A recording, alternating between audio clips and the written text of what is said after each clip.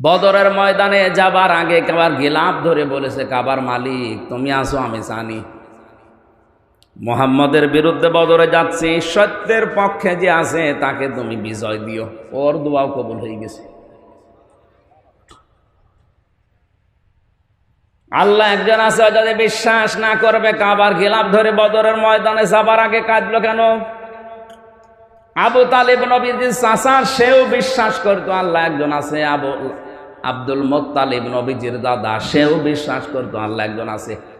এই জন্য আবরাহা যেদিন কাবা ধ্বংস করার জন্য আসে, ও কাবার চাবি ওই মুলতাজাম নামক জায়গা, যেটা ওই দরজার উপরে লাগিয়ে কাবার গিলাফ ধরে বলেছিল, মালিক রেখে গেলাম তোমার ঘর তোমার হাতে, তুমি দেখো যে বাহিনী নিয়ে এসেছে এটা আমার আয়ত্তে নেই, আমি আর পারলাম না।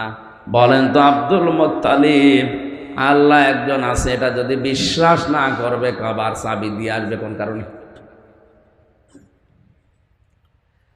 হযরতে খাদিজাতুল কুবরা রাদিয়াল্লাহু তাআলা আনহা, ওই সময় তিনি মুসলমান হননি, ইমানের দাওয়াত পাননি, কিন্তু কথা বলতে গেলে আল্লাহর নাম বলতেন 3 বার 5 বার 7 বার করে।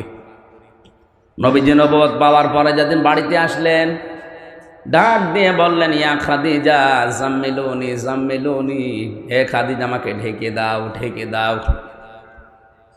হযরতে খাদিজা ওই দিন নবীজির চরিত্রের ওপরে 5টা কথা বলেছিলেন। পৃথিবীর কোনো স্বামী যদি, কোনো স্ত্রী যদি তার স্বামীর পক্ষে এই 5টা কথা বলতে পারে, বেশক ওই স্বামী আল্লাহর জান্নাতি।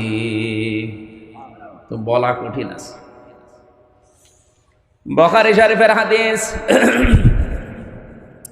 হযরতে খাদিজাতুল কুবরা সর্বপ্রথম নবীজিকে জানিয়েছিলেন, আল্লাহি কাল্লা লা ইউখজি কাল্লাহু আবাদান। শব্দের দিকে খেয়াল করুন।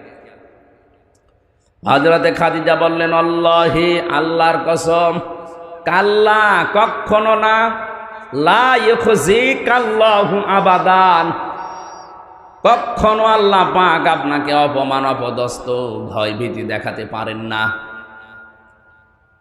কয়েকটা কথা এখানে ছিল যে আপনি গরিবের খোঁজ খবর নেন, আত্মীয় স্বজনের খোঁজ খবর রাখেন, এতিমের খোঁজ খবর রাখেন, বস্ত্রহীন যারা বস্ত্রের ব্যবস্থা করেন, খাদ্যহীন যারা খাদ্যের ব্যবস্থা করেন। যে নবীজির স্ত্রী যে কথাগুলো বলছিলেন মিলান তো।